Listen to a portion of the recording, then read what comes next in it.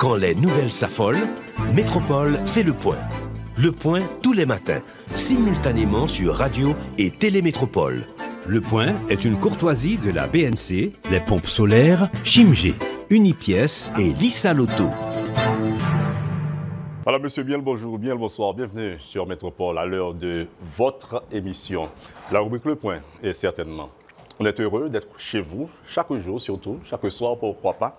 Donc, pour se partager, pour nous partager avec vous, mais aussi surtout pour vous présenter certains invités qui nous aident à nous construire, mais aussi à comprendre mieux les choses et les gens. Aujourd'hui, votre invité, c'est le docteur Prince Neptune, docteur en urbanisme, maître en criminologie et maître en philosophie aussi. Je l'appelle philosophe. Bon, il y a quand même une nuance. Mais c'est un expert en sécurité et territoire. C'est vraiment quelqu'un qui tombe bien avec l'actualité, avec ce que nous vivons aujourd'hui à travers le pays. Crise sécuritaire de manière globale, une crise qui prend tout en otage, vraiment, qui prend la vie en otage en Haïti. On va en parler vraiment de manière large aujourd'hui à la rubrique Le Point de Métropole. Comme nous vous l'avons dit, votre invité, c'est le docteur Prince Neptune qui est avec nous depuis le Canada. Bonjour, professeur, bienvenue sur Métropole. Bonjour des Augustes, bonjour téléspectateurs et auditeurs radio et Télémétropole. C'est un plaisir d'être avec vous ce matin pour parler en gros de la gestion sécuritaire en termes de perspective, globalement un bilan, mais aussi et surtout de penser la post-crise, puisqu'il faut aussi penser la sortie de la crise. Absolument. L'émission de ce matin sera didactique et pragmatique. Didactique parce que personnellement, je le dis peut-être pour influencer aussi ceux-là qui écoutent, c'est sciemment que je le fais. Vous avez 36 ans, vous avez un doctorat en urbanisme, en 2 maîtrises, la première en philosophie, la seconde en sécurité, en criminologie notamment. Et aidez-nous à comprendre toute cette diversité académique chez vous. Et ceci, comme je le disais, de manière volontaire pour que les jeunes qui vous suivent puissent comprendre cette dimension. J'ai un parcours un peu, j'aime toujours dire ça dans mes conférences et dans mes propos, même en salle de classe, j'ai un parcours un peu zigzag, c'est juste parce que c'est depuis, et là ça me permet aussi d'entrer dans la sécurité, c'est depuis en philo, puisque j'ai laissé le lycée d'Arniquet au CAI pour venir faire philo-C au lycée Toussaint, et arrivé au philo-C, il y avait une sorte de... à l'époque, il y avait une bande armée à Carrefourfeuille qui s'appelait Armée Timanchette. Il y avait un mec, un camarade de classe qui m'a frappé. Il m'a frappé justement parce que j'ai refusé de lui accorder ma place en salle de classe. Et à ce moment-là, il a tiré l'arme à feu sur moi et porté plainte à la direction à l'époque qui était Monsieur Yvalan Espérance. Yvalan me voyait comme juste un innocent, comme un mouton venant de la campagne pour venir en ville pour la première fois. J'ai vu pointer sur moi une arme et pleurer. Et le directeur, à ce moment-là, il m'a demandé de laisser philo C et aller faire philo A. Donc, vous imaginez... Donc, de changer de classe, tout simplement, de salle. Ouais. Donc, laisser philo C pour aller faire philo A. Donc, du coup, donc, mon parcours académique a tout basculé à partir de ce moment-là. Donc, je fais philo A philo C pendant 2 mois et philo A pendant le reste. Et à ce moment-là, je suis tombé amoureux de la philosophie et je suis entré à l'école normale supérieure de Port-au-Prince faisant philosophie pour le plaisir de mon esprit. Et comme mon père, il m'a exigé plutôt de toute façon de faire le droit. Et donc, du coup, je me suis inscrit à la fac de droit, le droit et continué en master en criminologie. Et par plaisir pour moi-même, continuer en master en philosophie. Donc, et après, je me suis inscrit en doctorat pour faire en urbanisme. Pourquoi? Justement parce que quelque part, j'ai refusé à un certain moment d'être trop spéculatif et de faire quelque chose de plus pragmatique. Alors, je reprends la question peut-être sous une autre forme. Quelles sont les actions que mène un spécialiste avec autant de cordes à son arc, par exemple? Urbaniste, docteur, de surcroît, maître en criminologie, aussi maître en philosophie. Comment vit un tel intellectuel, un tel spécialiste? Je travaille en règle générale, donc cette pluralité de disciplines m'aide à penser par croisement. En moi déjà incarne la logique de la pluralité ou bien transversalité disciplinaire qui est très encouragée aujourd'hui par des regards croisés sur les disciplines. Par exemple, là aujourd'hui, je travaille sur une thématique assez intéressante pour moi, qui c'est déshabiter, par exemple, qui est une logique tout à fait nouvelle. Comment comprendre la logique des habités face à la sécurité, face à la logique d'habiter dans l'urgence? C'est comme ça, c'est-à-dire que la philosophie m'aide à poser des bonnes questions, à creuser le trou.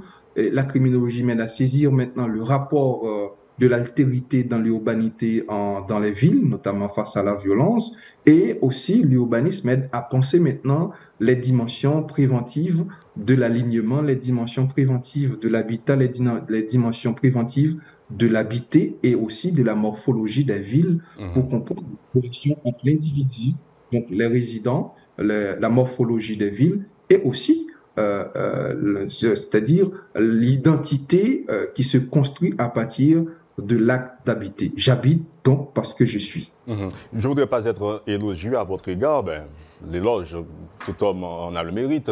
Maintenant, professeur, vous êtes peut-être cette personnalité capable d'avoir un regard particulier sur la situation sociopolitique, sociosécuritaire d'Haïti. Pourquoi? J'ai rencontré un architecte qui m'a dit que souvent, c'est la manière de construire qui détermine toute la façon de vivre, d'évoluer d'une société. On regarde les multiplications des bidonvilles à travers le pays. Hier encore, il y a eu un invité qui a parlé de la urbanisation. Donc, c'est comme pour dire que il y a un mélange entre le pays en dehors, aujourd'hui, avec les gens qui vivent en ville, dans les citadins, s'il le faut. Les bidonvilles entourent les quartiers UP. Aujourd'hui, c'est ça la cohabitation. Quel est le regard que vous portez sur Haïti en ce sens, contrairement à ce que les autres puissent penser? Effectivement, il y a une corrélation entre la morphologie des quartiers, donc la manière de construire et de consolider les quartiers, et l'insécurité, ce qu'on appelle dans une approche criminologique, une approche environnementaliste, c'est-à-dire comment l'environnement imprègne et participe à la reproduction du passage à l'acte. Mais en tout cas, je pense qu'il faut peut-être rechercher la cause de l'insécurité dans l'histoire même de la fabrique de certains quartiers. Et là, on va comprendre à un certain moment. Je peux prendre l'exemple de Canaran, je peux prendre l'exemple de Village des Dieux, je peux prendre aussi l'exemple de Jalousie. Comment ces quartiers arrivent-ils à être fabriqués ou bien parviennent-ils à se construire, consolider et aujourd'hui étendre dans les périphéries des villes ou de la région métropolitaine de Port-au-Prince? C'est d'abord une logique à partir de 1989, le dessaisissement de l'État sur la question du logement. Parce que si on prend vers Delma, par exemple, à partir du moment où Magloire commence à créer des quartiers, par exemple Cité Magloire, donc c'est Delma 3 et Delma 5 là, l'État s'investissait dans le logement. Le logement était une préoccupation de l'État. Et effectivement, dans un État où la question de logement n'est pas une préoccupation et que ça délègue à la responsabilité individuelle ou à l'initiative individuelle, il y a deux points qui ne sont plus à la responsabilité de l'État. L'identité des gens et aussi le parcours et l'identité des habitants. Parcours et identité, puisque l'État doit savoir qui habite où et qu'est-ce qu'il fait. Et le regard de l'État sur l'individu ou les résidents en milieu urbain permet à l'État de trouver la traçabilité des gens. À partir du moment où l'État est dessaisi de cette responsabilité avec la défaillance des PPLS, la défaillance de les autres structures participant à la construction de logements, effectivement, il y a cette logique-là où on n'a plus de compte à rendre par l'État quand on construit, et à ce moment-là, il y a les vagues d'émancipation dans les périphéries des villes, donc la construction des bidonvilles. Ça, c'est un élément fort. Et l'État va dessaisir de cette responsabilité et après, l'État va associer cette responsabilité avec des ONG. Donc, les ONG commencent par consolider. Si je prends par exemple Canaran, regardez bien, donc l'État a décrété une zone d'utilité publique en 2010 et après en 2015, au lieu de consolider, c'était les ONG. Par exemple, les ONG qui interviennent à Canaran pour faire et fabriquer la première route qu'on appelle route Canaran 3 et faciliter l'accès à certains services dont l'électricité et l'eau. Et à ce moment-là, c'était les premiers moments des bases puisque c'était un groupe de gens qui créent des mécanismes d'autodéfense qu'on appelle, à l'époque, ils appelaient brigades de vigilance et qui aujourd'hui, moi, j'ai été en pourparlers avec des gens à Canaran, c'était les gens qui se présentaient à l'époque comme des brigadiers et qui aujourd'hui sont chefs de gang. Donc, ça veut dire que si on prend ce modèle-là, on comprend très bien, c'est juste parce qu'à un certain moment, l'État refuse ou se trouve dans l'incapacité d'assurer les services de base pour un quartier et au fur et à mesure, eh bien, les gens qui donnaient de quoi à des paysans ou à des résidents se transforment en chef ou au final en chef de gang. Et cela se répète. Vous êtes en train de nous dire, professeur, que l'insécurité dans une société comme la sécurité, c'est un construit étatique, oui. On pourrait le dire, un construit social. Justement, tout comme la sécurité est un construit social, la paix, la gestion de la paix sociale aussi, c'est un construit. Et là, en ce moment, la sécurité, ça n'a pas été pensé il y a longtemps. Ça n'a pas été pensé pour deux raisons. Premièrement, à partir le démantèlement de l'armée en Haïti, la sécurité commence à être dépensée. Ouais, dépenser signifie, c'est-à-dire que de construire, on pourrait dire ça comme ça, désorganisé. Voilà, déstructuré, puisque pour moi, c'était un acte irresponsable total. Comment pensez-vous démanteler l'armée avec à peu près 3000 hommes, donc avec armée, et sans un processus de récupération des armes, et laisser les gens partir comme ça, donc sans emploi, sans travail, chômage, et maintenant, où est-ce qu'ils vont? Les gens, donc leur métier, c'était l'armement, la manipulation des armes. Donc, ça, c'est la première chose. Ça veut dire que depuis ce moment-là, il y avait la nécessité d'une reconstruction du corps social.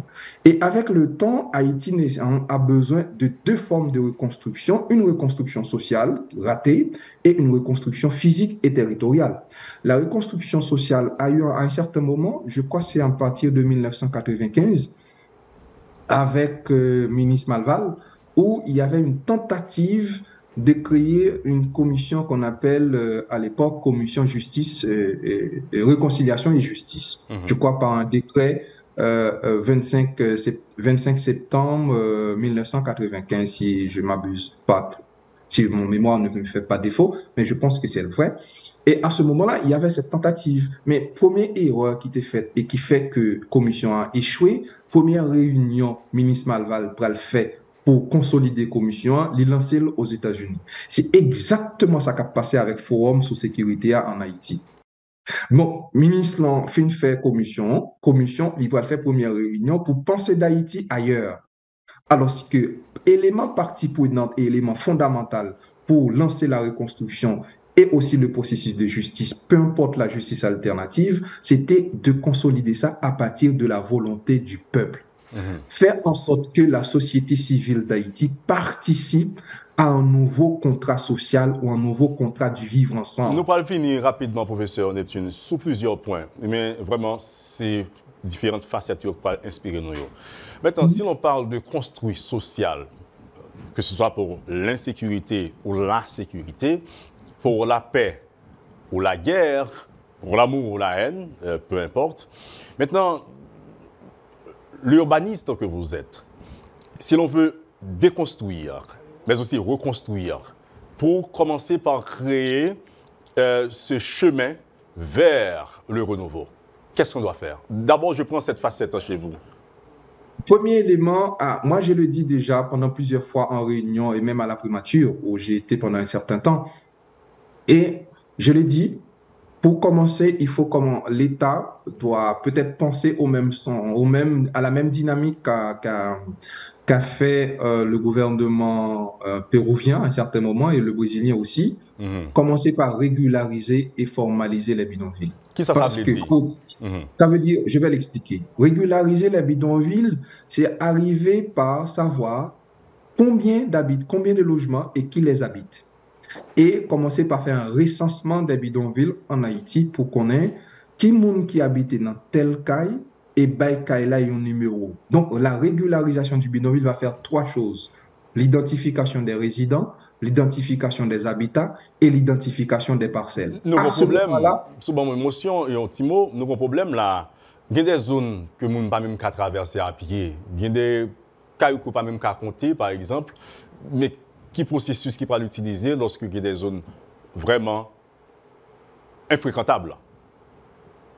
Je pense qu'il y a un processus. Il y a moyen pour arriver par régulariser des zones comme ça. Ça se fait.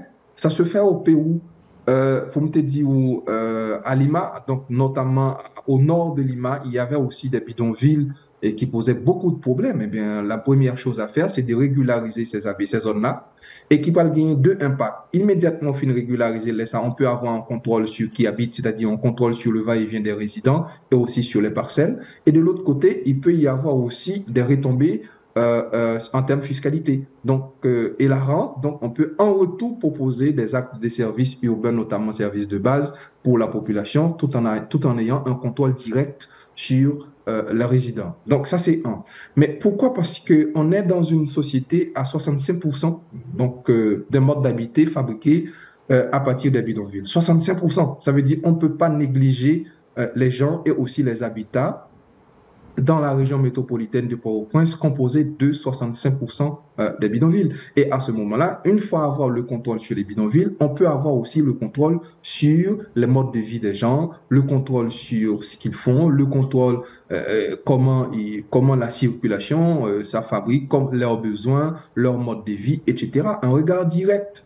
Mais si on les laisse maintenant vivre de par eux-mêmes, donc, qu'est-ce qu'on va dire tout carrément? Il y a manque d'école, manque de discipline, il n'y a pas une forme, ce qu'on appelle le regard croisé sur des modèles, parce qu'ils n'ont pas de modèle.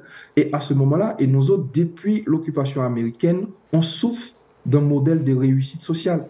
Parce que de plus en plus, pour réussir en Haïti, on croit qu'il faut passer maintenant, il faut avoir des éléments purement matériels, une belle voiture, des vêtements de luxe et aussi une belle maison. Alors que bien avant, le modèle de réussite sociale était beaucoup plus axé sur les valeurs de la famille, sur les valeurs de la société.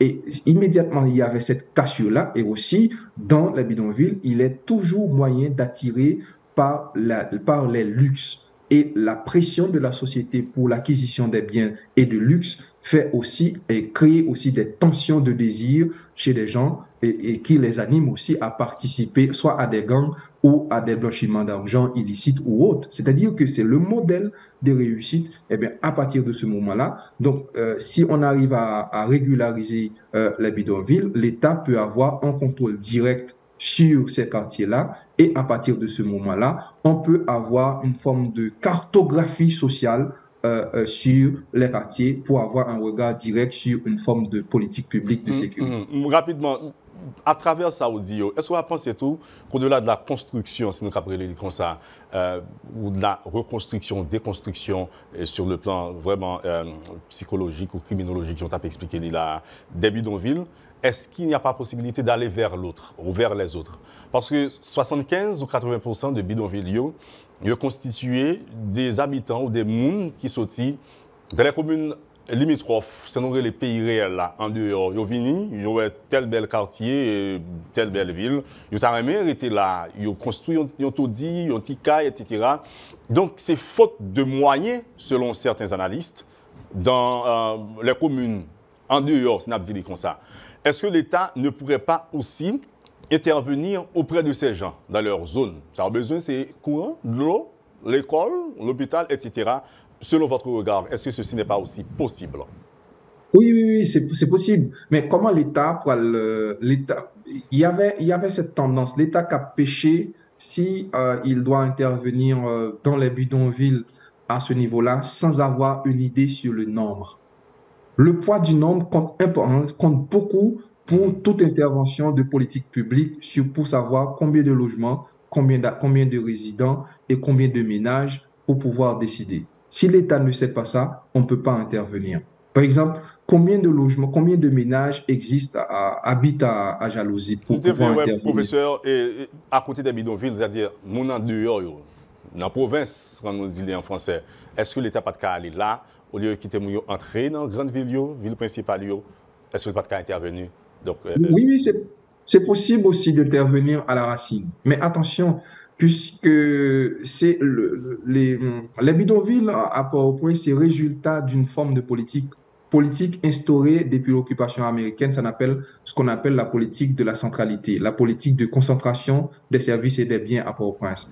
Justement, si on prend Port-au-Prince concentré à peu près 90% de la richesse nationale en termes de services et de biens, banques, écoles, meilleures banques, et aussi toute l'administration publique et même l'administration portuaire, c'est à Port-au-Prince. Donc, ça veut dire que le désir de vivre l'urbanité attire vers Port-au-Prince. Maintenant, comment penser le retour d'une certaine population en milieu rural? Oui, c'est possible. Maintenant, il faut penser à retourner à des services. Retourner à des services en termes de répartition. Et nous autres, comme membres d'une structure politique, on prône l'idée de 40-60. Par exemple, que l'État concentre vers l'État central 60% et fait une redistribution de services et des biens, et même aussi en termes budgétaires de 40%.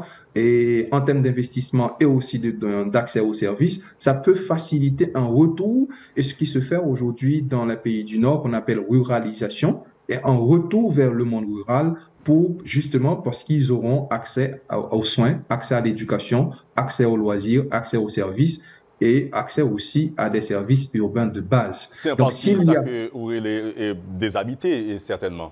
Justement, c'est ça. Donc, c'est la logique déshabiter.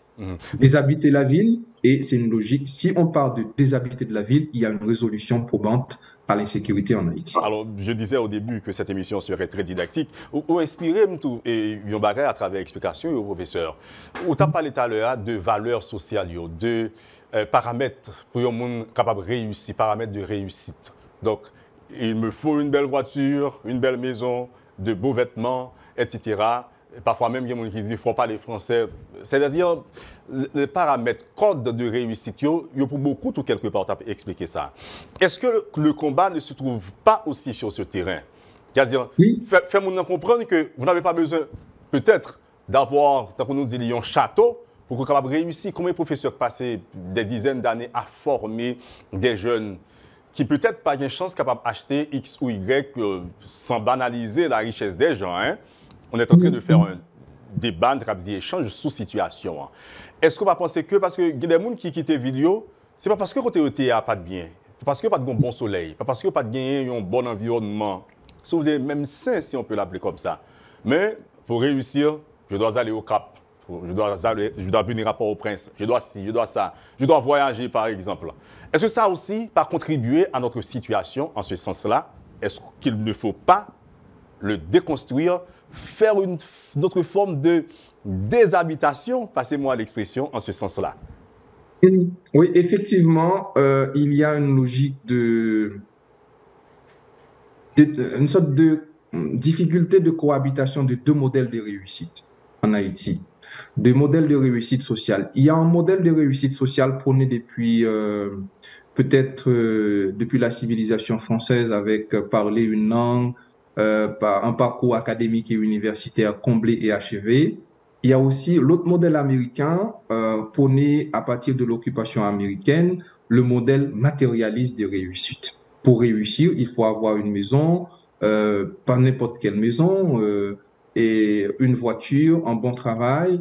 Et voyager aussi, à sa guise. Justement, et encore, avec ce modèle-là, en plus d'avoir des biens matériels, il y a l'idéal d'une femme qu'il faut avoir aussi pour se montrer, ou bien d'un homme, pour se montrer réussir dans la société. Profil, on parle de profil. Voilà, de profil, justement. Et à ce moment-là, il y a une difficulté de cohabitation de ces deux modèles-là, puisque l'État n'arrive pas à trancher pour créer et l'absence de cette prise de parti par l'État et aussi par l'élite économique ou l'élite intellectuelle en Haïti a créé un vide.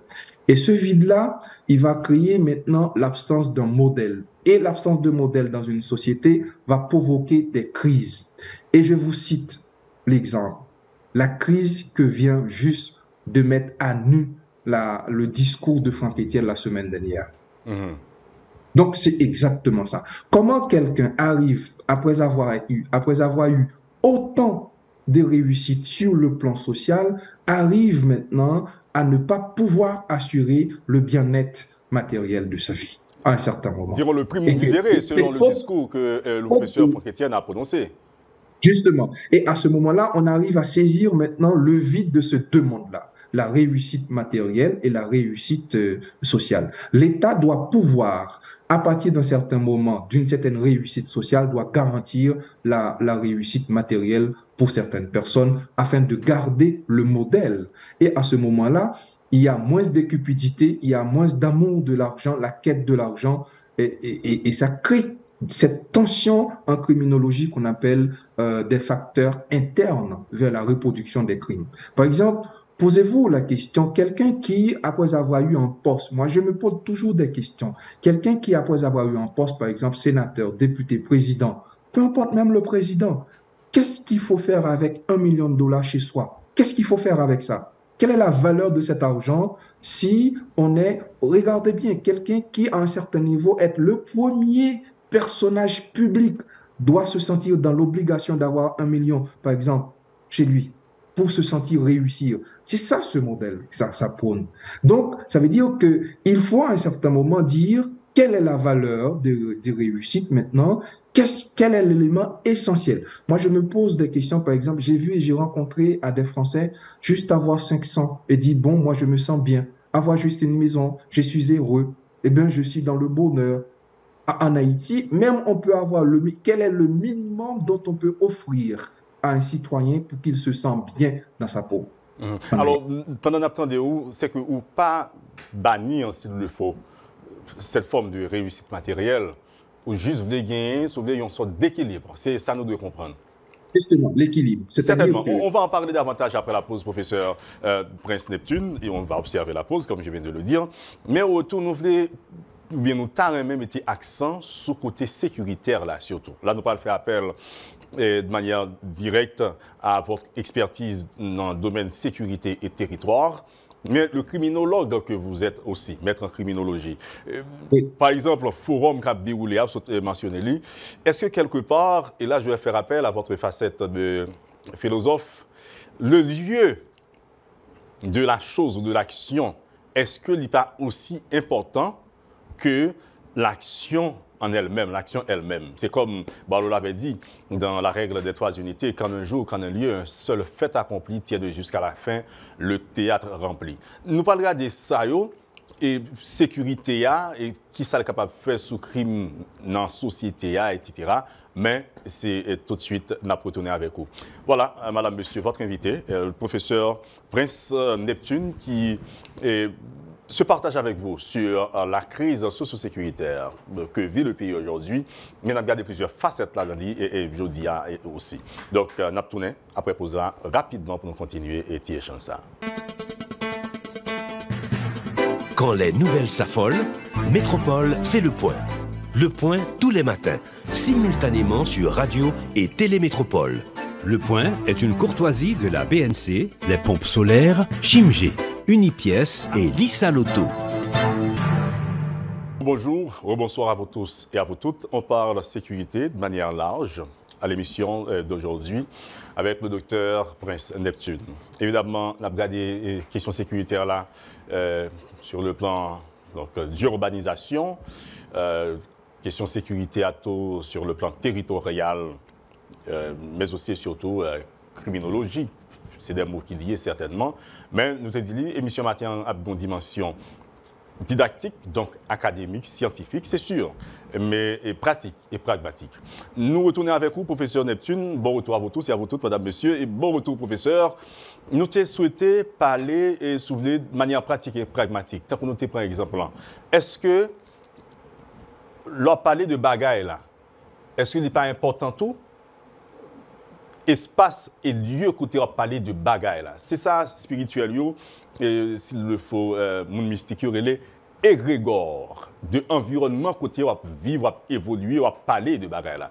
Parler de sécurité ailleurs, des étrangers qui souhaitent rétablir ou bien aider à rétablir la sécurité, comment comprendre ça? Je fais appel au criminologue que vous êtes en ce sens.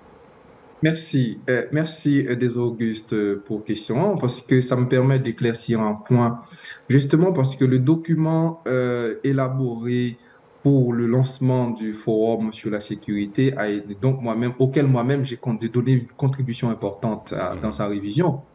Et pourtant, c'était pour moi étonnamment de voir le jour du forum, il y a deux personnages, on pourrait dire des tiers, intervenus sur la question de sécurité en Haïti. Et c'est des erreurs graves. Parfois, l'État ou bien gouvernement haïtien ou tout autre acteur fait souvent. Puisque dans tout pays, côté crise à penser, l'acteur premier pour penser une crise, c'est les ressources internes d'abord. Et à ce moment-là, j'aurais aimé avoir la participation de l'université, que ce soit l'université d'État d'Haïti ou l'université du secteur public, puisqu'il y a quand même un corps professoral doté d'une certaine compétence sur des matières, sur des points et des regards bien spécifiques, et qui portent en eux aussi l'amour du pays. Donc, c'est d'abord faire appel à ces gens-là. Et c'était étonnamment, et je reproche un peu, je peux le faire publiquement, je reproche encore Myrland Maniga, je le cite, je le dis et je peux lui dire en face. Elle n'aurait pas dû faire ça, inviter l'université dans cette dynamique-là. Parce que je pense que c'est un point fort pour le pays, de penser à des ressources internes. Donc, ça, c'est un. Et deux, il y a un élément fort qui a été pour nous banalisé. La production à l'interne et faire l'invitation d'une certaine transformation de ces éléments-là en termes de politique publique de gestion de la crise. Et c'était étonnant de voir ce que moi-même, on pourrait dire, appeler deux Argentins, c'est-à-dire des personnes venant ailleurs et parler de la sécurité. À ce moment-là, je pense que c'est une erreur grave. Et l'erreur maintenant poursuit justement parce que l'État haïtien et le gouvernement haïtien a décidé de continuer les discussions à l'international. Alors que jusqu'à maintenant, il n'y a pas une discussion sérieuse. Je dis bien une discussion à la grandeur d'une pensée de gestion de crise en Haïti, puisqu'il n'y a pas les secteurs les plus importants et les plus concernés, notamment les universitaires et la science. Et à ce moment-là, on peut comprendre tout de suite l'absence de la pensée technique et la science et scientifique dans la gestion de la crise en Haïti. Et toujours insister sur le fait que m'a pas tiré attention tout public là et surtout le gouvernement actuel que la réussite de la royauté de Christophe dans le Nord c'était basé sur la science. Ça nous chita soli pour nous faire toute fierté nous sur le résultat de 3 expertises scientifiques. Ça nous les citadelles là. C'est-à-dire Citadelle. C'est avant de placer citadelle là, avant de construire, Christophe te fait appel à 3 experts scientifiques pour le dire lieu, matière, mode, forme et positionnement. Avant de construire. Ça veut dire que c'était unique mode et unique l'État ou bien chef en Haïti qui t'a gagné en dans gouvernance liée de groupes de scientifiques qui a pensé pour lui. Depuis lors, il n'y a pas, même dans la consultation de gouvernance en Haïti, une direction scientifique. Et là, qui cap permettre nous même retourner sur la logique même du bilan de la PNH dont on va parler bientôt, la place de la science dans la décision politique en Haïti. Là où on va résumer pour nous sur cette pensée académique, scientifique, dans la règle des 3 unités de Boileau, l'unité de temps, l'unité d'action et l'unité de lieu que l'homme qu'il faut à la place qu'il faut, etc. pour agir, professeur. Oui, effectivement, l'homme qu'il faut à la place qu'il faut, c'est la pensée politique et la pensée politique de l'État de Platon, notamment dans la République. Effectivement, il y a cette nécessité. Mais attention, c'est pas parce qu'il a l'homme qu'il faut à la place qu'il faut n'implique pas nécessairement le niveau académique. Et là, j'insiste encore. Le niveau académique est un atout et un point important, mais il faut aussi envisager l'homme capable de donner résultat. On ne mesure pas un homme juste parce qu'il est compétent avec un bon diplôme ou autre, mais est-ce qu'il est Mais parce qu'il capable ne compte pas les Français. justement parce qu'il ne compte pas les Français ou autre. Non, il faut en même temps envisager une personne capable de donner résultat. Et à ce moment-là, son erreur grave. Et m'insister encore, et m'inviter société à prendre main en ça. Même pour KIPA là, dans la loi électorale là, dans penser l'État, dans penser acteur politique, dans penser nouvelle classe politique n'a cherché là, penser à deux mondes qui ont une compétence scientifique, une compétence académique, à côté de ça, qui ont un engouement pour les résultats. C'est exactement ce que connaît Demesvar de l'Homme dans Théoricien au pouvoir. La figure des théoriciens que prenait Demesvar de l'Homme, c'était exactement ça. L'homme technique avec une compétence et aussi une capacité et avoir aussi la volonté de donner des résultats pour le progrès de son pays. Par exemple, c'est même encore, même logique de pensée matérielle là qui domine. L'État haïtien, moi, je n'arrive pas à comprendre, a le courage de dire pour être président, pour être élu, ou bien pour se porter candidat, il faut avoir juste le bien, et non pas l'acquisition intellectuelle nécessaire pour diriger, pour gouverner. Quelle est cette manière de penser le monde? C'est-à-dire que pour être président, il suffit d'avoir juste un titre de propriété. Pour être sénateur, il suffit juste d'avoir un titre de propriété. Alors c'est ça, et Franck Etienne, le professeur, l'écrivain, le peintre, appelle une pensée politique stérile. Dès lui-même, il a dit plusieurs mots, il a utilisé plusieurs adjectifs pour s'expliquer. Oui, c'est ça. Il y a là cette formulation, ou bien cette compréhension de Franck Etienne dans cette pratique. Oui, il y a cette stérilité de pensée, puisqu'on n'arrive pas à penser à long terme. On est tellement ancré dans le ponctuel et on n'arrive pas à gouverner et à sortir dans le pétrin. Moi, j'invite, s'il vous plaît, si on cadeau, je ne pas demander Premier ministre, je ne pas demander monde qui va constituer KIPA, fait société, fait le cadeau, génération cap vignan là, fait le cadeau ça. Mettez accent sur des gens ou bien des balises, des critères pour au moins mettre en valeur donc les compétences techniques et les compétences académiques qui société ou pas qu'à bail résultat si pas gagné prise en charge ou bien valorisation élément ça. Parce que c'est l'esprit qui fait mouvoir la matière, dit-on, mens adicat modem. Maintenant, professeur Neptune, en termes de propositions pratiques pour crise socio-sécuritaire, ça n'a vivre là, pratique et pragmatique. Nous connaissons monsieur, dame de la politique, du secteur privé des affaires, pour une partie de la société civile de manière large, des droits humains. Il y a un pile qui est à la Jamaïque pour discuter donc, sous sortie de crise. Voilà, en résumé. Maintenant, qui est l'élément basique, 1, 2, 3, 4, 5, 6, 7, 8, etc., que Josia, pays à agir sur eux, ou bien mettez en application pour que vous soyez capable de dire, OK, on va vers la renaissance. Le renouveau. Le soleil va se lever enfin. Un premier élément, moi écrit, c'est d'abord l'objet de la conclusion de mon livre Comprendre les gangs. Je veux insister là-dessus. C'est la négociation, c'est négocier la paix. Comment négocier la paix comme élément pratique? C'est rencontrer ensemble acteurs, Sandakap dit, et indexer comme acteurs intellectuels de gang là. Moi toujours dit, dans la radio, dans la télévision ou partout, là, me fait de conférences sur thématiques là, moun nou ouais qui dans la rue, ça ne t'a qu'à brûler entre guillemets gang à Sapatio, c'est deux acteurs intermédiaires. C'est deux moun y a cap exécuter de l'ordre. Si nous besoin sortir dans la crise là, c'est aller chercher auteur cap bay l'ordre yo, négocier avec eux. Si c'est membre dans l'état yo, négocier avec eux. Et l'état compte yo. Gen des acteurs clés. Parce que moi-même, dans le livre et dans la discussion que nous gagnons avec deux acteurs, ils disent qu'ils n'ont pas jamais voyagé.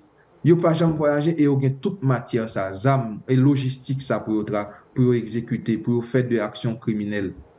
Eh bien, acteurs qui baillent l'audio, pensez à le négocier et discuter avec eux. Ça, c'est la première chose.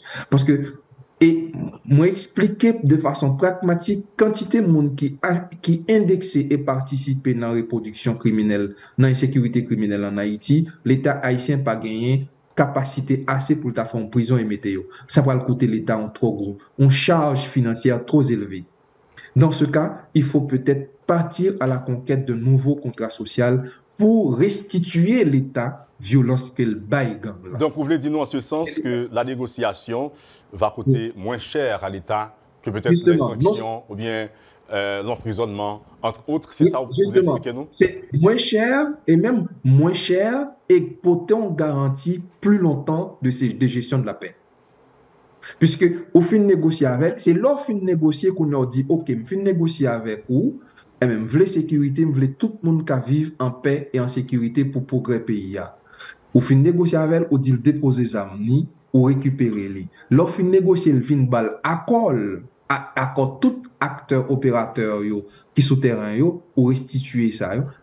C'est pas un jeu d'enfant en Haïti. 700 000 âmes a circulé de façon illégale. 700 000. Alors c'est pour ça nous connaît peut-être en termes de chiffres justement, officiels. 700 000. Et ensuite, à côté de 700 000 âmes qui ont circulé de façon illégale, il y a combien de compagnies de sécurité en Haïti avec des gens qui forment 3 mois, qui ont des âmes pendant la société? On ne peut pas faire ça comme ça à une société. Donc, et à ce moment-là, il faut aller négocier la paix avec les acteurs non identifiés et aussi qui travaillent très bien dans le secteur. Ou soit on a tourné sur lui, ou il y a plusieurs points certainement ou bien éléments pas élaborés sur eux. Maintenant, est-ce que, par exemple, premier travail pour qu'il fait à la base, la déconstruction ou la reconstruction, la déshabitation, on prend mot là.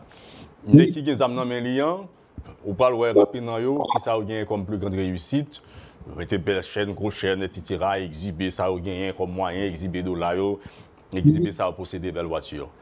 Est-ce que nous ça, ou bien nèg ça, qu'il s'agisse de cerveau, mais aussi de bras, pas un premier travail de reconstruction de pensée?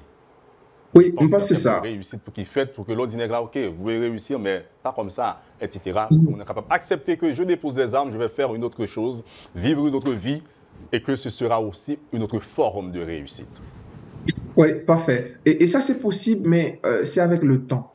Parce que pour le possible, il faut le passer par de canal de socialisation. L'école, famille, université et société, et même dans les médias et tout. Donc, il faut le passer par un canal de vulgarisation et de promotion pour cette valeur et aussi la réussite sociale. Oui, c'est possible. Mais l'État aussi, comme acteur premier, donc, doit pouvoir aussi attirer l'attention sur ça, sur ce modèle de réussite sociale. Mais sur la logique de déshabitation, l'État peut penser ça à 2 niveaux. Et il y a une action importante et m'a pas tiré l'attention sur le risque que ça peut apporter pour l'État haïtien sur la logique de déshabitation, les différentes vagues aujourd'hui. Il y a un élément fort. Je dis à qui monde qui était en Haïti, faut que tu aies un recensement pour ta connaître matière, ressources humaines ou besoin, ou pas besoin pour nouveau gouvernement, qui monde qui était et qui a compétences qui disponibles pour ça. Il y a un inventaire. L'État ou inventaire, l'État haïtien ou société a souffert d'un déficit de pensée. Pas un déficit de leadership, mais un déficit de pensée à long terme, un déficit de gouvernance. Parce que pour gouverner, il faut gagner une base de leadership qui est développée. Mais attention, dans la crise qui est déshabitée, Haïti est déshabité, je vais expliquer ça là. On a 4 grandes vagues de migration qui viennent vers l'étranger aujourd'hui à partir de crise là. Si je t'ai dit un exemple simple, il y a un département dans faculté dans l'Université d'État d'Haïti à Yera, par exemple. Il y a un département qui était presque fermé, pas département histoire là. Il était impossible de trouver un professeur d'histoire pour travailler dans une faculté. Tu as 6 professeurs d'un coup qui quittent la faculté. Donc, et c'est fermé. Et si on t'a qu'à prendre juste université, combien de professeurs, combien de gens, ça veut dire que, et même dans l'administration publique, combien de monde qui quittent Et la logique, c'est déshabiter à m'a expliqué Absolument. là. Nous avons tourné sur éléments pragmatiques, donc éléments d'action aux résolutions de crise sécuritaire, là, par exemple. Où tu as commencé avec Yon, nous avons peut-être l'opportunité pour avancer avec l'autre élément. Peut-être, nous proposé aussi citer, après nous développer. Oui, oui. Premièrement, c'est négocier la paix. Ensuite, imposer une forme de pardon public pour victimes des crises là. Pardon public là, ça peut faire l'objet d'une place publique côté mon par volonté lui-même, l'écrit non et mémorialiser non sur place là à partir d'un objet quelconque. Et ensuite, l'État engagé après le fin restituer violence légitime qu'il était perdu à quitter dans main de gang là, les restituer et demander pardon publiquement à monde qui victime de action gang yo et à ce moment promettre société à les engager pour le sécuriser. C'est à ce moment-là l'État va entrer dans la confrontation. L'État finit négocier paix, 2 exiger pardon public là. En troisième moment, quiconque ose d'agir en dérèglement de la loi ou pas en acte criminel, l'État peut se transformer en léviathan et agir en conséquence à partir de la violence légitime qu'il détiendra. Maintenant, pour ceci, parce que Maputo là, je me mets à la place de n'importe quel auditeur, je suis un auditeur au premier degré, est-ce que pour que ça soit capable possible, nous n'avons pas besoin, ça nous est en créole, moun, femme ou nègre, en bon créole, qui n'a pas de graines dans la caille orfèvre. Parce que je toujours dit, lorsque nos sociétés, l'État ou les forces de l'ordre pas capables de résoudre le problème d'insécurité, c'est que l'insécurité ou bien les éléments principaux de l'insécurité se trouvent à l'intérieur de l'État ou à l'intérieur des forces de l'ordre. Est-ce que tu as besoin de monde qui a montré patte blanche pour capable faire action si là? Oui, moi je pense ça. Effectivement, c'est difficile pour moi de penser pendant que pour me dire que acteur dans l'État, il fait partie de acteurs crise là, ou bien il fait partie des éléments forts de l'insécurité en Haïti. Oui, je pense. Pour t'arriver à négocier paix, même si c'est l'État ou bien c'est un membre du gouvernement, ta acteur est partie prenante de paix ou bien de sécurité, il serait intéressant de discuter ça. Que on fait appel à une tierce personne ou à un acteur arbitrage pour négocier paix, mais il est important de négocier la paix et avec tous les partis et quand je dis les partis politiques et aussi tous les acteurs parties prenantes de la situation et de la gestion de crise. Donc ça c'est l'élément fort là. Parce que si on ne négocie pas la paix, on ne parviendra pas et sûrement à une réconciliation nationale. Ma pour prendre moi, professeur, c'est ça, monsieur Relé, dans la communication politique ou bien sciences de langage, éthos préalable là, étoffe là en français. Est-ce que n'est pas important tout? Par exemple, le monde qui parle négocier ou bien le chef, le monde qui parle peut-être chef de l'État ou bien le monde qui parle ministre de justice là, pour que parole soit capable de gagner valeur, est-ce que n'est pas important pour que les mêmes aient une image? Lorsqu'il paraît, pour que vous fassiez confiance et sa parole peut vouloir dire quelque chose. Est-ce que ça n'est pas important pour prendre ça avec vous? Ça, c'est très bien. Et là, ça, au moins aujourd'hui, monde qui incarne 2 éléments forts de la gouvernance, l'autorité et la notoriété. L'autorité, c'est un monde qui fait confiance et qui a parlé d'un bagage qu'il connaît. Notoriété, c'est un monde société a fait confiance pour ça le faire et réaliser, l'incarner valeur société. Et sous ça, monde ça a rassemblé autour de lui pour négocier paix. Il n'est pas obligé un monde seulement, mais le cas une institution. Il n'est pas obligé un personnage physique, il y a un personnage moral. Si c'est une personne morale qui agit, autour de lui, il est réuni pour discuter. Ce n'est pas au préalable, ça ne doit pas brûler une forme de justice pénale. Mais c'est toujours une logique de sortie de crise, c'est une forme de justice alternative. Et il y a plusieurs modèles proposés dans le texte qui étaient faits, même ça m'a prôné, je dis à la. C'est vrai, c'est peut-être d'autres formes de société. Rwanda te fait l'été réussi, Afrique du Sud te fait l'été réussi là-dedans. Et son logique aussi de parvenir à la conquête vers un prix Nobel de la paix aussi, pour l'État haïtien. C'est ça que me dit, peut-être chef gouvernement haïtien, il n'est pas il n'a pas saisi l'opportunité qu'il gagnait pour t'a planter dans l'éternité. Pour t'arriver, au moins même après la mort, pour t'a chita parmi les grands. Il a une opportunité, ça, mais il n'a pas saisi parce qu'il a une carence de pensée dans la gouvernance. Merci beaucoup, professeur Prince Neptune. Ce petit dernier mot à placer sur ce sujet, c'est le temps de le faire. Parce que son sujet, nous pas continuer de discuter avec vous, comme il y a un monde qui maîtrisait le domaine. Donc, parce que le problème ne va pas se résoudre certainement dans les secondes qui viennent.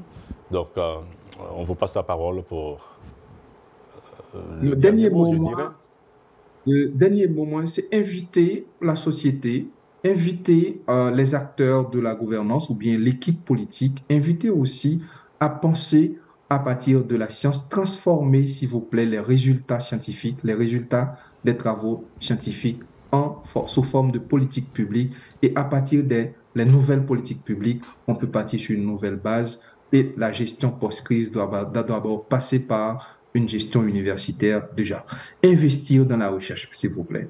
Puisque autant que nous négligeons l'aspect scientifique-là, c'est autant crise-là à pas aggraver, puisqu'il n'a pas pensé. Juste un élément très simple pour finir, nous allons tomber dans l'autre grosse crise insécurité, et prochaine fois, nous allons parler de lui, c'est la crise de la consommation de l'eau.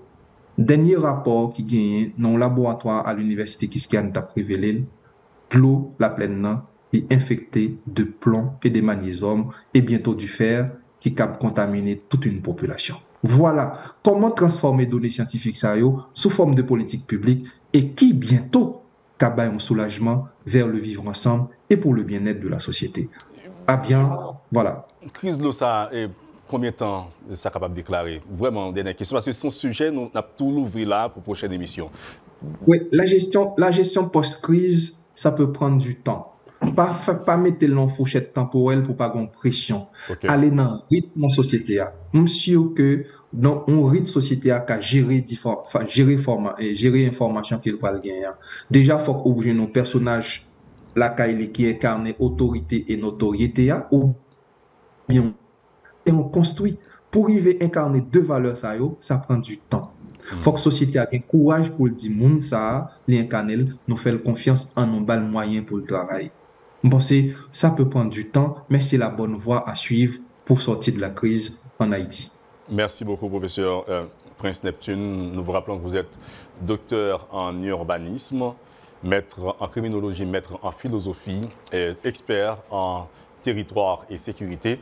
Vous avez été avec nous sur le plateau aujourd'hui pour échanger, mais aussi nous aider à comprendre la situation sociopolitique, socio-sécuritaire du pays. Donc, merci encore une fois de votre disponibilité à Métropole, à l'auditoire de manière générale. Merci des Auguste et bonjour et bonsoir à mes amis et téléspectateurs radio et télévision Métropole. Merci beaucoup à vous tous et à vous toutes, madame, monsieur, d'avoir suivi la rubrique Le Point d'aujourd'hui. Merci à l'équipe technique Steins, Guetry. Je suis Jean-Jules des Augustes et à bientôt. Quand les nouvelles s'affolent, Métropole fait le point. Le point tous les matins, simultanément sur radio et Télémétropole. Le point est une courtoisie de la BNC, les pompes solaires Chimgé, Unipièce et Lissa Loto.